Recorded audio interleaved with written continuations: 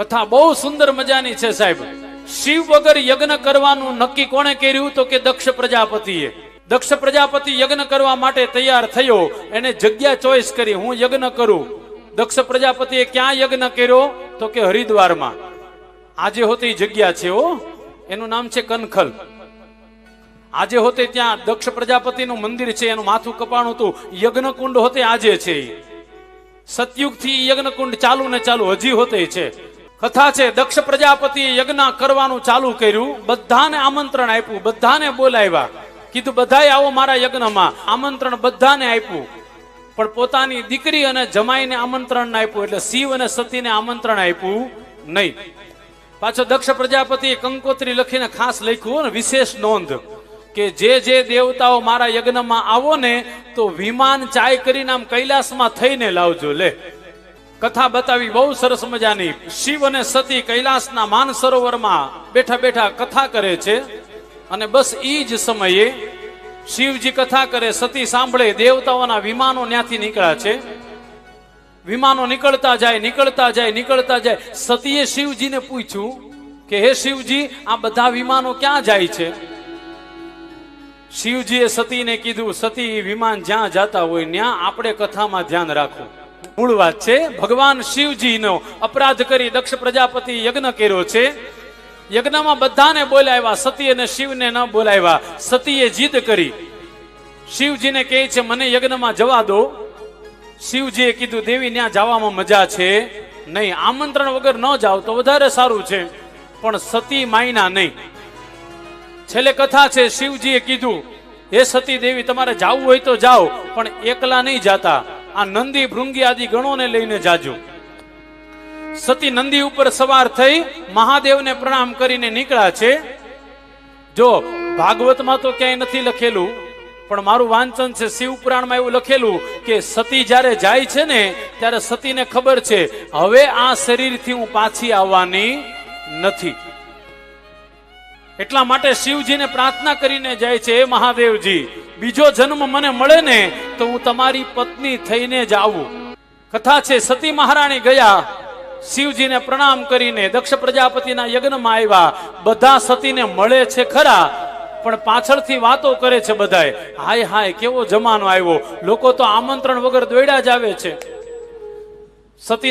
સતીને લોકો સતત મેણા મારે છે, પણ સતીના મનમાં કાંઈ છે નહીં. આ કોની અસર છે ખબર છે? શિવજીની અસર છે. એ તમે જેની આરે રહેતા હોય ને તમે ધીરે ધીરે એની જેવા થઈ જાઓ. શિવજીને સમાજનું કોઈ દી દુઃખ લાગતું જ નથી, એટલે સતીને પણ કોઈનું દુઃખ લાગતું નથી.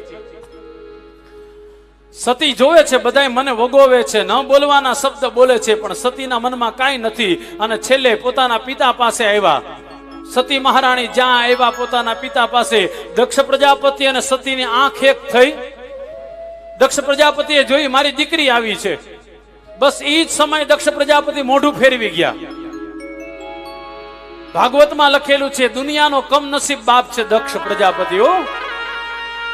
કે દીકરી આવીને મોઢું ફેરવી ગયો દક્ષ પ્રજાપતિ. સતી ધીરે ધીરે પોતાના પિતા દક્ષ પ્રજાપતિ પાસે આવીને કહે છે, હે પિતાજી, મારા પ્રણામ સ્વીકાર કરો.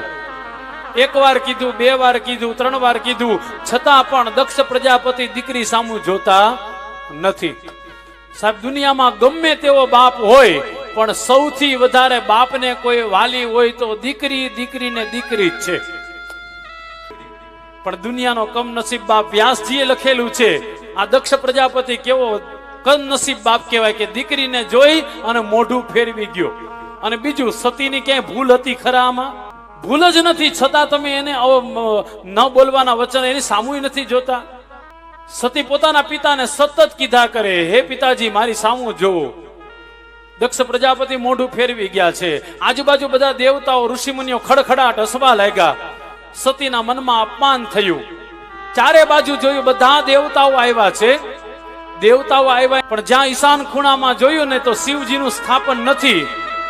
અને જ્યાં એટલું જોયું ત્યાં તો સતીથી સહન ન થયું. અને સતી મહારાણી એ જ સમયે પોતાના પિતા દક્ષ પ્રજાપતિને કહે છે, હે પિતાજી, જ્યાં સુધી આ શરીર રહેશે ને, જ્યાં સુધી આ શરીર રહેશે ત્યાં સુધી આપણા બેનો સંબંધ રહેશે, પિતા અને પુત્રીનો. પણ હવે આ શરીરને હું જીવતું રહેવા દઈશ નહીં. એટલું કહી અને સતીએ પોતાના જમણા પગનો અંગૂઠો જોરથી દબાવ્યો અને જ્યાં અંગૂઠો દબાવ્યો એમાંથી જ્વાળા નીકળી, યોગ અગ્નિ પ્રગટ થયો. ધીરે ધીરે ભડ ભડ ભડભડ કરતા સતીનો આખો દેહ બળી ગયો. આ બાજુ નંદી ભૃંગી બધા એક સાથે ભેગા થઈ દક્ષ પ્રજાપતિને મારવા જાય છે. દક્ષ પ્રજાપતિના ગણોએ આવીને એમની સાથે યુદ્ધ કર્યું. આ બાજુ નારદજી આવ્યા શિવ પાસે. મહાદેવજીને કહે છે, મહાદેવજી, દક્ષ પ્રજાપતિના યજ્ઞમાં સતી બળીને ભસ્મ થયા છે. જ્યાં મહાદેવને ખબર પડી મારી પત્નીનો નાશ થયો છે, બસ એ જ સમયે મહાદેવ તાંડવ નૃત્ય કરવા લાગ્યા. બસ એ જ સમયે શિવજીએ પોતાની જટા ખોલી અને એક પોતાની જે લટ હતી શિખર ઉપર પછાડી એમાંથી વીરભદ્ર નામના એક ગણને પ્રગટ કર્યા. વીરભદ્ર પ્રગટ થયા એટલે વીરભદ્રને કીધું મહાદેવજીએ, જાઓ વીરભદ્ર જઈ અને દક્ષ પ્રજાપતિના યજ્ઞનો વિધ્વંસ કરી નાખો. બસ એ જ સમયે દક્ષ પ્રજાપતિના યજ્ઞ પાસે વીરભદ્ર પોતાના ગણોને લઈને જાય છે. માં ભાગવતની એવી કથા છે, બધા ઋષિ મુનિઓને ખબર પડી ગઈ કે શિવજીના પત્ની સતીનો દેહ બેળ્યો છે, એટલે શિવજી આવશે તો આપણે એકેય જીવતા રહેવાના નથી. એટલે બધાય બાના કરી નીકળવાની કોશિશ કરે છે. એક પછી એક ઋષિ મુનિ દેવતા આવીને દક્ષ પ્રજાપતિને કહે છે, હવે અમે જઈએ તો? દક્ષ પ્રજાપતિ કે એમ થોડું જવાય, ભોજન કરીને જાજો, સામો ખાઈને જાજો. આજે લે કીધું, પણ સામો ખાવા રહેવું તો શિવજી અમારા વાહા ફાડી નાખશે. જ્યાં બધા જવાની કોશિશ કરતા હતા એ જ સમયે વીરભદ્ર પોતાના ગણોને લઈને આવ્યા. જ્યાં જોવો ત્યાં એક જ શબ્દ સંભળાય છે, મારો મારો મારો મારો. આખા યજ્ઞ મંડપને ઘેરી લીધો અને છેલ્લે તો કથા એવી છે, વીરભદ્રએ આવી અનેક ઋષિઓને માર્યા છે. ઘણાના હાથ કાપ્યા, ઘણાના પગ કાપ્યા. દક્ષ પ્રજાપતિનું માથું કાપી અને યજ્ઞ કુંડની અંદર હોમી દીધું. યજ્ઞ અધૂરો રહ્યો. દેવતાઓ ભગવાનને કહે છે, ભગવાન વિષ્ણુ, આ યજ્ઞ પાછો બરાબર થઈ જાય, કંઈક તમે કૃપા કરો. કેમ? તો કે યજ્ઞ અધૂરો રહે તો દોષ લાગે. કોઈ પણ યજ્ઞ અધૂરો રહેવો જોઈએ નહીં. યજ્ઞ ક્યારે અધૂરો ન રહેવો જોઈએ. ભગવાન વિષ્ણુ કહે છે, આપણે અપરાધ શિવજીનો કર્યો છે અને માફી તમે મારી પાસે માગો છો. એક કામ કરો, હાલો આપણે બધા શિવજી પાસે જઈએ, આપણે બધા જઈ શિવજીની પ્રાર્થના કરીએ, ઈ યજ્ઞને બરાબર કરશે. એટલે બધા દેવતાઓ ઋષિ મુનિઓ કૈલાસમાં ગયા અને મહાદેવજીની સ્તુતિ કરે છે. મહાદેવ પ્રસન્ન થયા છે. મહાદેવે દેવતાઓને કીધું, બોલો શું ઈચ્છા છે? કીધું, હે મહાદેવ, જે યજ્ઞ અધૂરો રહ્યો છે ઈ યજ્ઞને તમે બરાબર આવીને કરો. બસ ઈ સમયે મહાદેવજી ગયા. કથા તો બહુ વિસ્તાર છે સાહેબ, કેટલી કથા કરશો આપણે. પણ મહાદેવ આવ્યા દક્ષ પ્રજાપતિના યજ્ઞમાં આવીને બધા યજ્ઞમાં જેટલા પણ મૃત્યુ પામ્યા હતા, દ્રષ્ટિ માત્રથી બધાને શિવજીએ સજીવન કરી દીધા. જેના હાથ તૂટી ગયા હતા એના હાથ જોઈન્ટ કરી દીધા. મારા મહાદેવજી દુનિયામાં સૌથી પહેલા પ્લાસ્ટિક સર્જરી મારા મહાદેવજીએ કરી છે. કેવી રીતના ભાઈ? તો કે દક્ષ પ્રજાપતિનું માથું કપાઈ ગયું હતું ને, યજ્ઞ કુંડમાં હોમાઈ ગયું હતું, તો હવે આ ધડ ઉપર કઈક લગાડવું તો પડશે ને. એટલે દક્ષ પ્રજાપતિના મસ્તક ઉપર એને શું લગાડ્યું? તો કે બોકડાનું માથું લગાડ્યું, બકરાનું માથું લગાડ્યું.